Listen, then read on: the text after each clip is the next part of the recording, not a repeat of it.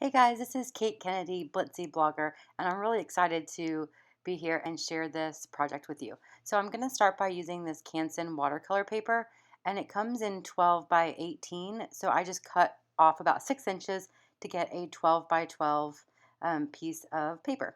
I'm just going through some of the products that I'm using. Most of it is from the Crate Paper Craft Market line, and then I'm also going to use some distress inks to create a watercolor background. And this is a super, super easy process.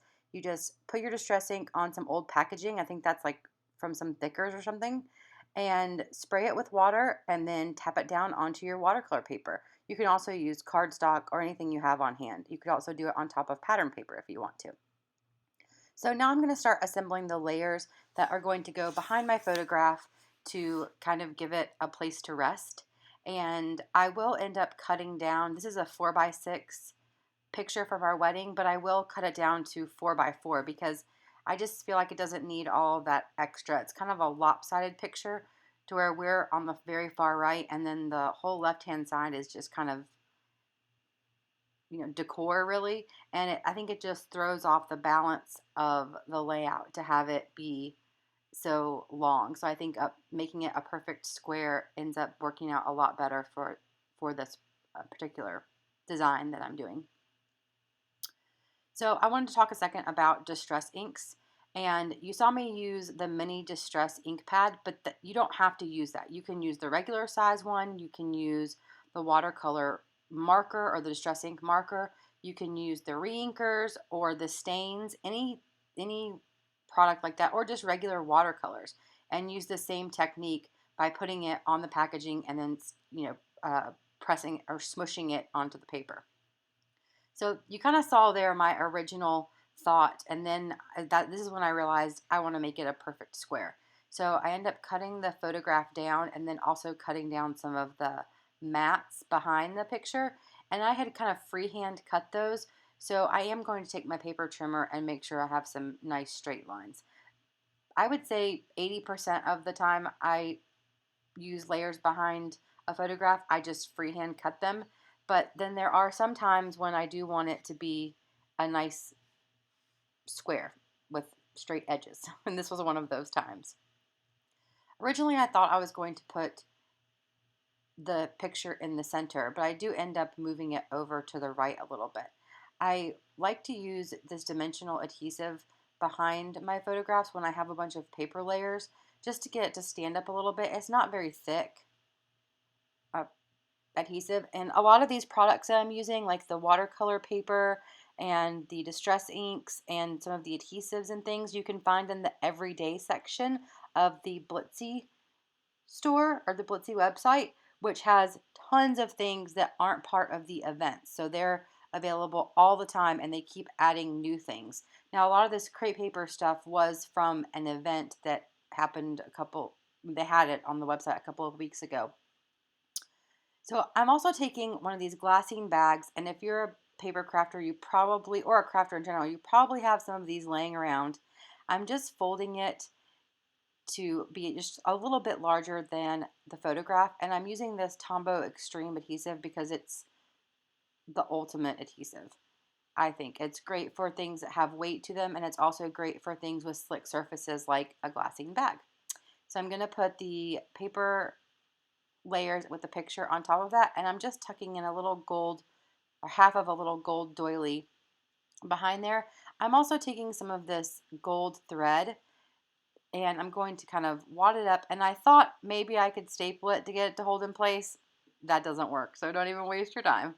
So what I'm going to do is use some of this Ranger multi-matte medium to make a few little dots just to have a place for the thread to be secured down behind the photograph and then also just straight on the layout. And because it dries matte, you can't see it at all. Whereas Glossy Accents is a great adhesive also, but it dries shiny, so you do see it. So this is a great alternative with, I think, has kind of the same holding power as the Glossy Accents, but again, it's invisible. I believe this is also available in the everyday section of the Blitsy shop. So now I'm just going to add my title, which this is from there's a 12 by 12 chipboard sheet that comes with the collection. and that's where that comes from. And I'm just going to add some pop dots on the bottom of the letters because I have all those paper layers underneath there. To make it lay like flat, I needed to add some dimension. I did add the word our love, but I think I end up changing that. These little triangles, or they're squares really, but I just turned them to like diamonds, that are half gold and half colored, are also from the 12 by 12 chipboard sheet. And then I'm going to add in some different stickers and things. And I believe everything that I use is from one crepe paper collection or another. Some are from the new craft market, and then a few of the embellishments I end up using are from the Notes and Things collection. And I'm gonna end up adding on this confetti, there's also some from the confetti. The confetti sticker sheet has the same shape as the chipboard, but it's in flat stickers, and I end up adding some of those. I thought about putting all these word stickers here on the bottom, but I felt like it kind of cluttered it up too much, and I wanted that sort of watercolored background to be kind of the busiest thing, or the most predominant thing in the background, instead of all of these little words. Even though I do like them, I just felt like it wasn't exactly the look I was going for with this particular picture. So you can see there, I have my glossy accents in this fine line bottle, and I believe those are, you can also get glossy accents, and maybe these bottles in the everyday section. They're awesome because glossy accents always gets clogged up, and the cap on this has a little thing that goes into the nozzle to keep it from getting clogged up. Plus you get very precision like application with that really thin knob, or really thin nozzle, sorry, or tip, whatever you want to call it. So I did add some washi tape in the top left hand corner, which I do end up changing also.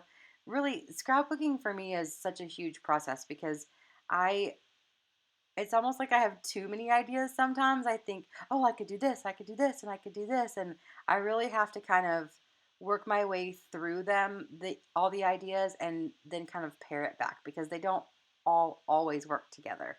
So I don't know if you guys find yourself doing that too, or if it's just me. But you can see that I did add some other little accents there. This was one of those layouts I kind of had to walk away from for a little bit and then come back to. I ended up adding those arrows in the top left of the photograph. And I believe I'm going to add some, oh, this sticker that says best day ever, because it was our wedding day, so it was the best day ever. I'm going to add it on some foam dots. And then I believe I add a little kind of like banner sticker to the upper left also. Now in the final photograph, you're going to see that the layout looks just like this, that it just has white edges. But I did, and I think you're going to see it in the video, I did cut down this watercolor paper by 1/4 of an inch on each side, and then adhere that to a piece of pink pattern paper just to give it a little more dimension, sort of, because I felt like the edges of the layout were kind of too plain, and I probably could have outlined them, but I just really wanted to throw some more pink in there. I'm a girl that loves pink and gold, so that's what I ended up doing. Here's that little chipboard sheet I was talking about, or it's not little, it's 12 by 12, but there's a ton of those little diamond shapes or star or square shapes on there. I really love those 12 by 12 pieces or chipboard sheets. There's always like one or two that I struggle with a little bit, but normally my struggle is it's really pretty and I want to use it, but no, I want to save it. So sometimes you just have to overcome that and get it onto the paper because I love it way more on a project than I do sitting on a shelf. So you can see how that watercolor or that distress ink background dried so perfectly. I would recommend letting it air dry. It doesn't take very long, especially if you kind of blot it a little bit like I did. If you use heat on it, I find that it may cause a little bit of warping. Now with this watercolor paper, I really haven't experienced warping even when I do use heat. But if you did it on something thinner like pattern paper or something that wasn't made to take all that water, you might have some warping.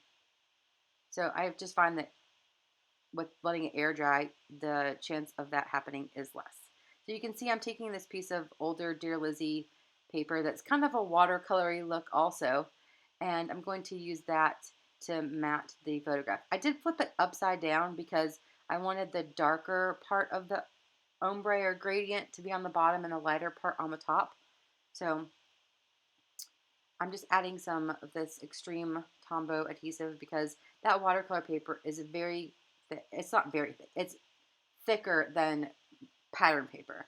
And I wanted the layout, I wanted it to stay onto that pattern paper. So I used that Tombow adhesive. So here you can see the final photos of the layout, and you can see how pretty that distress ink looks in the background. And I just love that the gold string there. I did add this one little word sticker that says start here. So thank you guys so much for watching, and I hope to see you all real soon. Make sure to check out the Blitsy website. Bye.